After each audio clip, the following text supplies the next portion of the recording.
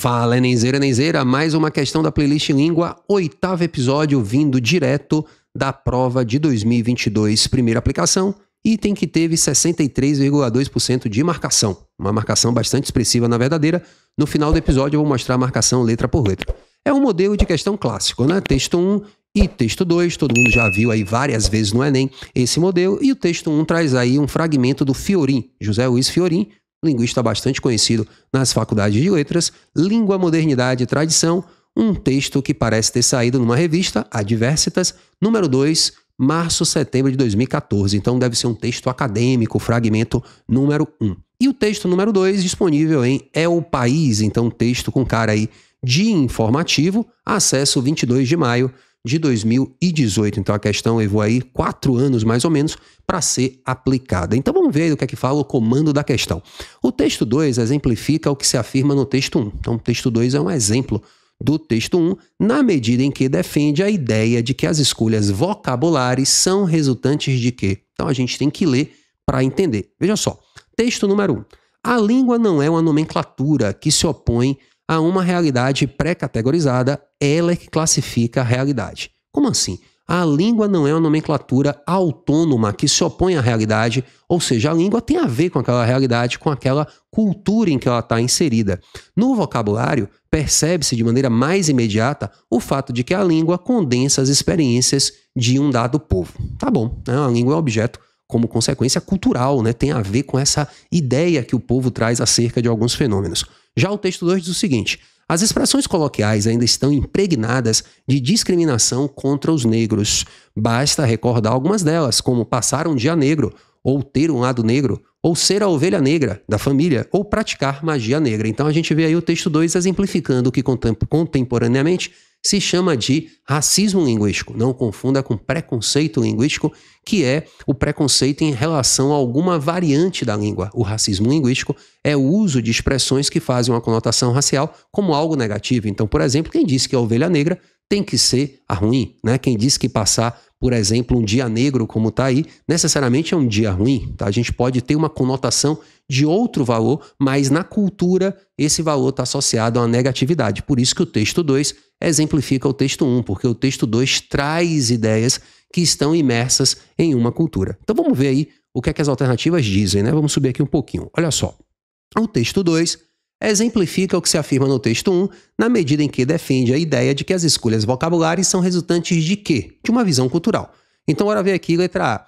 São resultantes de um expediente próprio do sistema linguístico que nos apresenta diferentes possibilidades para traduzir estados de coisas. Repare, é uma letra que talvez os alunos tivessem assim, uma dificuldade para interpretar, mas as escolhas lexicais não são oriundas de um expediente próprio do sistema linguístico apenas. Não tem a ver com a própria língua, ou seja, está fechado na língua, totalmente desconectado da realidade. Não é o que os textos dizem, ambos os textos, inclusive, não dizem isso aí, tá? Não é expediente, um procedimento próprio do sistema linguístico que nos apresenta diferentes possibilidades para traduzir estados de coisas. Esse finalzinho aqui poderia atrapalhar, né?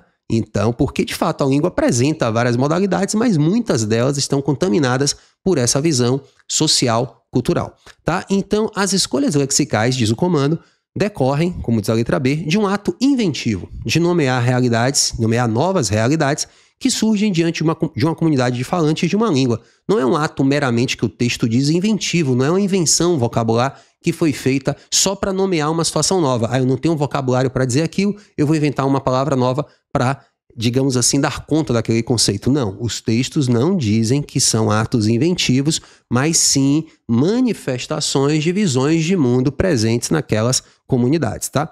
Então, o mecanismo, diz a letra C, as escolhas lexicais, diz o comando, e a letra C completa, são mecanismos de apropriação de formas linguísticas que estão no acervo da formação do idioma nacional. Tem a ver com a origem do idioma lá na formação do idioma. Não necessariamente na formação do idioma. Isso pode ser acrescentado com o passar da história do idioma, tá? Essencialmente não quer dizer que estava lá na origem, que já nasceu assim, não. Com o passar do tempo, aquilo foi sofrendo algumas transformações. Então não iria para essa parte histórica, né, que ele traz aqui na letra C. Vamos ver a letra D agora. São processos, as escolhas lexicais, são um processo de incorporação de preconceitos que são recorrentes na história de uma sociedade. verdadeira, e até o texto 2 deixava isso bem claro, né? Daí eu acredito que essa marcação da verdadeira bem expressiva, né? Porque a letra D tá bem, é aquela verdadeira que tá bem na cara, digamos assim, né? A gente até poderia ter dificuldade de eliminar as outras. As outras são mais densas, mas a verdadeira, ela é bem visível. E as escolhas lexicais, diz a letra E, são um recurso de expressão marcado pela objetividade. Não é objetividade, né? Tem a ver com essa subjetividade que eu poderia até chamar de coletiva, né? Uma subjetividade que envolve os falantes daquela comunidade. Então, é um recurso de expressão marcado pela objetividade que se requer na comunicação diária. Não necessariamente também a comunicação diária tem uma objetividade o tempo todo. Tá tudo bem que a comunicação, por exemplo, poética, pode ser menos objetiva do que a diária, mas também uma generalização bastante ampla e que não tem a ver com o texto ou com os textos que a gente leu. Então, gabarito sem maiores problemas, letra D de dado. E aí a gente vê agora a marcação item por item, né? Como é que foi aí a marcação dessa questão? Vamos primeiro ver a letra verdadeira, né? 63,2%, depois a letra B, com 12%. Letra B, ato inventivo de nomear. Me surpreendeu, né? Para mim, até a letra A, por ser mais difícil de entender, poderia ter sido mais marcada. Foi a terceira mais marcada, com 9%, empatada, na verdade, com a letra C, que teve aí também 9%, um mecanismo que tem a ver com a formação do idioma, e a menos marcada, a letra E, com apenas 6%. O pessoal não caiu nessa objetividade. O Enem de 2022 teve a média aí, para a gente ver, de 510,24, e o acerto dessa questão foi o seguinte, né? Institutos federais, cerca de 74% acima da média, escolas privadas, 72% também por cento acima da média, escolas municipais, na média, né, cravado aí, 63,2%, não declararam escolarização com 60,2%, já abaixo da média, e escolas estaduais com cerca de 60% também abaixo da média. Competência de linguagens e códigos, confrontar opiniões e pontos de vista, a competência clássica quando se comparam textos, confrontar opiniões e pontos de vista sobre as diferentes linguagens e suas manifestações específicas. E a habilidade 22, também clássica, relacionar, né, quando os textos são comparados, relacionar em diferentes textos opiniões, temas, assuntos e recursos linguísticos, tá? Então, raio-x completo aí da questão. E não vai embora não, fica aqui que eu te convido agora a assistir mais um vídeo sobre língua, uma questão que teve apenas 18% de acertos, já tá aparecendo aí do lado, é só clicar para você perceber qual a maldade dessa questão.